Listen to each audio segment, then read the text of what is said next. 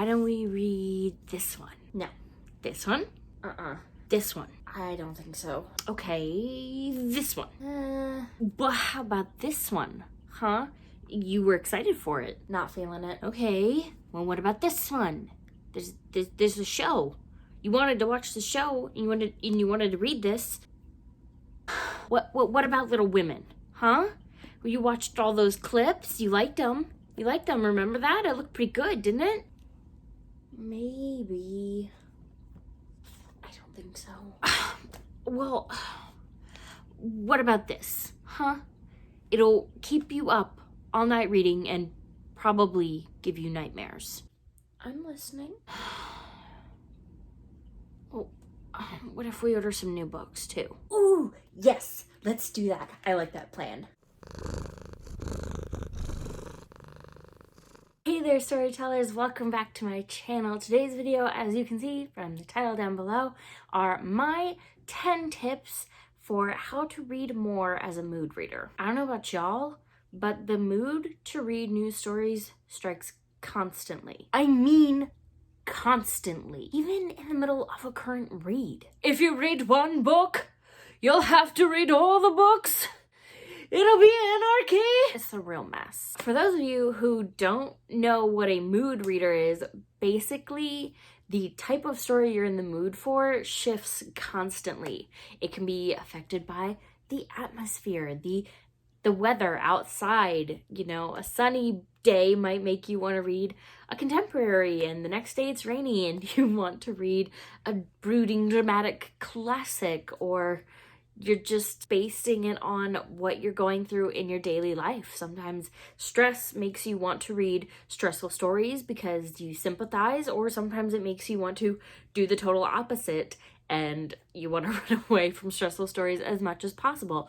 All things are valid, but to an extent, I think everyone is a mood reader. Some of us just might be moodier readers than others. Those of us on the moody read train are often sort of affected negatively by this need to mood read. The choosing between so many books sometimes stalls me out completely, and I don't read something for days, sometimes even weeks, sometimes even months, occasionally even years. It's known as a reader slump. We've all been in one at least once or twice. But if you're a mood reader, you might go through them more, and you might be frustrated about that because for the most part, reading is an escape. It's a way to explore emotions and sympathize with people whose experiences are different from your own in a way that's contained and manageable, and it's often a really fun, relaxing hobby for people, but it's not if you're so stressed about what you're going to read next based on your mood that you have no idea where to go. So, with that being said, I've started to work on ways that you can get your mood reader brain to work for you rather than working against your mood reader brain. Getting it to stop spending so much time deciding and start reading rather than just grabbing a book and forcing yourself to read it no matter how long it takes, which sometimes wastes more time than if you had just let yourself just pick something else. So without any further ado, here are my 10 tips for reading more as a mood reader. Tip number 1, step outside of your comfort zone. Get out of that mental box right now. Get out of it. Pick a book in a genre or a format you might normally not pick up. For example, I am not a huge historical fiction reader, yet to keep me reading recently, I've actually been picking up historical fictions in between contemporaries and fantasies and things of the like that I generally gravitate towards, because I find I can find a good story and it sort of refreshes me, and I'm able to rejoin that world of fantasy or contemporaries that I'm used to being part of. Another example of stepping outside my comfort zone would be ebooks. I love audiobooks. I love physical books. Ebooks would be a huge departure from my comfort zone. I have not done it because scrolling through the screen, I only have my phone. I don't have a bigger Kindle or something like that to look at, a tablet, you know. If I did, I might consider picking up an ebook every once in a while just to help switch things up. As it stands, I don't like reading small font on my phone. I find it annoying and it hurts my eyes. So I can't step out of my comfort zone in that way, but I've been doing the genre thing recently and that has helped. Tip number 2, ask for recommendations. There is a whole book community out there. Even if you don't know a bunch of readers in your day-to-day life, there's Book Twitter. You can join the comments on BookTube. You can get on Bookstagram. You can go on Goodreads and curate a specific request out of people. There's a multitude of ways to get in touch with the book community and get recommendations. Go to your local library, ask a librarian, go to a bookstore, ask the bookshop workers what they like. There's so many ways. You can ask them to give you recommendations based on books you've already enjoyed, if you want to stick with that, or you can ask them to give you an out of your comfort zone recommendation. If you meet someone and they say, I love sci-fi, and you don't read sci-fi, say, as somebody who's new to it, what's the best sci-fi book I can pick up? I'm looking for something new. Share your font of bookish knowledge with me. As a little aside, I am somebody who believes in the universe and the cosmos. If a book comes up multiple times in recommendations that you were considering reading anyway, consider it as a sign from the universe that it might be time to read that book. Tip 3, similar vein, but slightly different. Let someone pick a book for you. And by this, I mean, let them physically hand you a book and say, read this, and don't question them on it. Recommendations can still be a little too much to sift through if you're somebody who's a mood reader. You could get overwhelmed by those options and be too enticed by too many. Having somebody go, here, read this, just read it, is a way to eliminate the distractions. At the very least, you can give it a shot and see where it goes. And if you're somebody who has parameters around what you read, for example, if you want to avoid certain trigger warnings, or if you just don't like gory mysteries or thrillers because they freak you out and they're not something you like to read, you can always set those boundaries when you ask them to pick out a book for you. People can work around them. Just let them know what you need, let them know what you're hoping to get, and then set them free to give you a book to enjoy. Tip number 4, let yourself DNF that book. Just do it. Just do it. If you're sitting there slogging through it because all you're doing is thinking about other stories, other things you could be doing, things you'd rather be doing, or just wishing the book would end, you probably shouldn't be reading that book anyway. No matter what the ending is, it's unlikely to make the rest of the reading experience as satisfying as you want it to be. It could be the best ending in the world and the whole rest of the book isn't going to be great for you no matter what, because it's tainted by the fact that you don't want to be reading it to begin with, subconsciously. So just let yourself DNF the book. You can always come back to it if you think you might enjoy it at a later period. It's not permanent. It's okay to put a book down. 5, let yourself sample some books. Give yourself a limit. 3, 5, whatever you want to pick between, and just let yourself go somewhere quiet where you have some time to yourself and let yourself sample the books. You could read the first paragraph, the first few pages, the first chapter of each book if you wanted. Chances are one of those books is going to speak to you more than the other ones. It's going to pull you in. You're going to gravitate towards it. When you're going to be thinking about it when you set it down to sample the next book.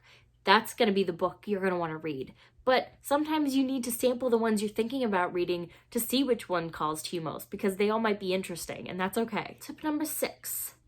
This one might be controversial, but give yourself permission to just watch the adaptation. If you're curious about a story and there's an adaptation out there, let yourself watch it.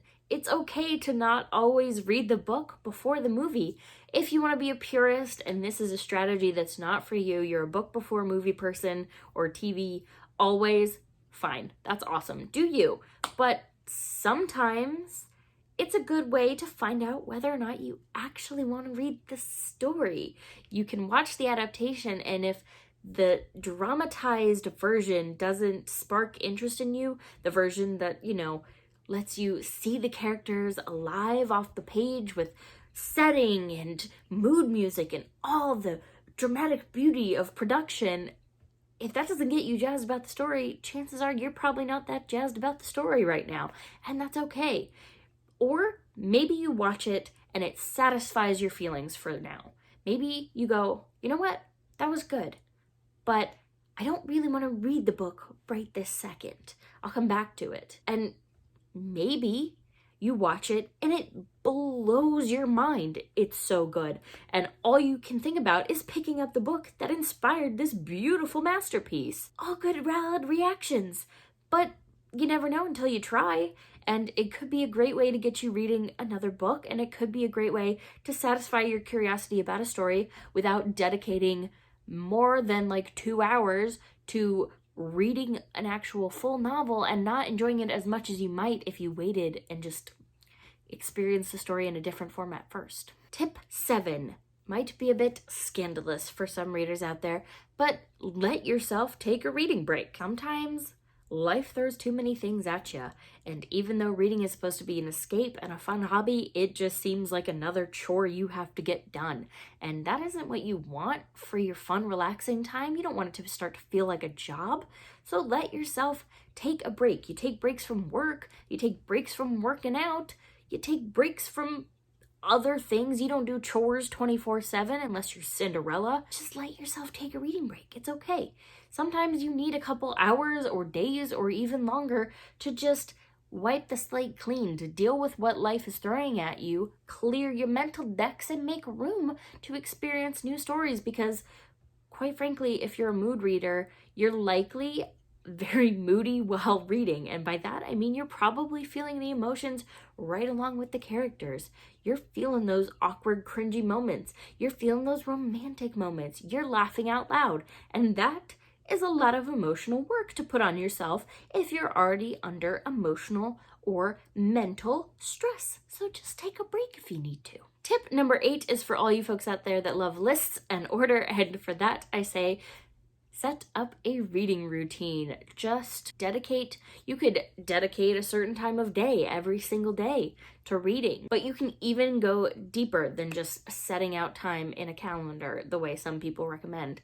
Set out that block of time and then set up a space and a whole mental setting for yourself to get into the mindset of this is reading time now. Create a cozy nook, get your favorite blanket, your favorite drink, your favorite snack, get your pet to cuddle with, pick a book, put on some mood music if you like that kind of thing, or ASMR if you need something in the background because you can't read in the total quiet, but you can't have words in your music because it'll distract you. I get it. Pick something, pick nothing. Put on a candle, spray the room with an air freshener, whatever floats your boat. Open the window to get in some fresh air or the sounds of nature. Whatever you need to say, I'm relaxed, I'm letting go of my actual life for a minute, and I'm stepping into the world of this story. It's time to read. Tip number 9 is a similar situation, but again, slightly different. Pick a new reading location. If you're somebody who already has a reading routine and you find you're still hitting reader slumps and it's not helping you get into the mood to read things, shake things up a bit. You know, go for a walk and find a quiet place in the park to read. Go to a different spot in your house to read. You know, pick somewhere comfortable. Don't be uncomfortable while you're doing it. But, you know, you can go almost anywhere now that the world has started to open up again and you're comfortable. You know, if you're not comfortable traveling to a cafe to do your reading or a bookstore just yet, that's all good. Go outside, go on your porch, go to a different room in the house, or just wait till a different time of day. Shake up your routine and go somewhere else. Read in a different location or at a different time and see if that helps you sort of shift things back into focus on the reading wheel. Tip number 10. I have saved this one for last because it is probably the hardest one to execute in my personal opinion, and that is read multiple books at a time. The tips in this list aren't necessarily universal for every single person. Not each one is going to work for every single individual. You'll have to test things and find what works for you. But I find more often than not that reading multiple books at a time is what helps me keep wanting to read. It always gives me something to focus on when my brain is shifting through different moods. And I accomplish this in a couple different ways because it can be very daunting to read several physical books all at one time. I totally get that. I do sometimes, but I don't as well. And let me elaborate. I tend to read multiple books by making sure my books are different genres and different formats. With that being said, you can do audiobooks, physical books, or ebooks. You will have somebody read you the book. It's kind of an audiobook, but like in person, have someone sit next to you and read the book. Maybe a little couple activity, something cute. Also, do different genres if you can. I say do different genres because I hear so many people say, I don't know how you do it. I'd never keep the story straight. I do it by doing different genres. If I read 5 fantasies at the same time, chances are, even if they're different, which they are, I'd be picking 5 different fantasies, they would have some kind of overlapping elements or plot devices or themes, something that would make them seem too similar, and I would definitely confuse them. I get that. So I make it easier on myself to remember different details by reading different genres of books. You can pick a fantasy and a contemporary, and then really throw something out there and do like a nonfiction, like a memoir or a group of poems or anything you want. I find having the different genres helps you keep it straight because you're not going to confuse romantic poetry with a murder mystery. They're 2 very different things. And because I'm someone who's a kinesthetic learner, which means I learn through movement, I tend to remember my audiobooks because I'm doing something while listening to them, for example, driving or housework. And I tend to remember my physical books because I'm physically flipping the pages, but there's 2 totally different physical motions that help my brain signal which story I'm doing. So I'm not confusing. For example, right now I'm reading 2 technically mystery type stories. I am reading The Box in the Woods by Maureen Johnson, which is very much a YA murder mystery. And I'm reading The Mystery of Mrs. Christie by Marie Benedict, I believe. And that is a historical fiction mystery surrounding Agatha Christie's 11-day disappearance. It's a fictionalized account of what happened. They're both kind of similar. They both have mysterious elements. There's plots going on full of twists and turns, and I'm trying to figure out who done it in both and what was going on, but they're 2 totally different formats for me, so I'm not confused because they A, have a different set of characters, and B, I'm listening to The Mystery of Mrs. Christie on audiobook, and I'm reading this one physically, so the 2 physical actions of how I take in the stories help me keep them separate. So I'm in the process of editing, and I realized I wanted to clarify this last tip just a little bit because I mentioned kinesthetic learning. That one's not going to be for everybody. That's just how I learn. It's not something you can kind of teach yourself, if you know what I mean. You're either a kinesthetic learner or you're really not. And that's okay. That's not really what I was going for with this tip. What I was saying was pick different formats and then different genres within those formats is my tip for how to do it. So for example, listen to your fantasy on audiobook and then read a physical memoir. That way there's 2 different stories happening in 2 different ways. I find it helps keep things straight when you're new to it. And obviously this tip requires practice. It's not something you're going to get used to right away. It takes time. Audiobooks may not be for you right away. You have to find what you like. So definitely takes practice, but I do think it helps. That is it for this video. Those are just some of my tips to help you break the mood reading barrier. I know what a struggle it can be. I spend so much time just staring at books, waiting for one of them to call out to me. So I've started to try to employ different strategies to help myself keep reading because I find I'm a more happy and relaxed individual when I'm taking in stories. But, when life gets stressful, sometimes I set aside the things that are important to me because don't we all? So I've tried to find ways around that, and I hope any of these are helpful to you other mood readers out there. If they are, if you've tried any of them and they're successful, please let me know down in the comments. I'd love to hear that. But if you also have any mood reader suggestions of your own, tips for getting around it, tips for discerning what mood you're really in when you're in between, you know, a spooky mood or a fun mood, how to find the perfect book to pick both, you know, if you have any mood reader tips of your own, let me know down in the comments as well, because I need them myself, so help a girl out. For now, I'm going to go. If you enjoyed this video, let me know by leaving a like down below, and if you want to keep up with me and all of my mood reader bookish adventures, you can go ahead and click the subscribe button, and I highly recommend that you ring the little bell so that you don't miss a beat. It will notify you whenever I post a new video. Next week's video is going to be my June wrap-up. I cannot believe we are at the end of the month already, or pretty much. It's wild. But definitely ring that notification bell because it will let you know when that video goes up. I will see you guys on the next one. I post videos every Friday. Bye!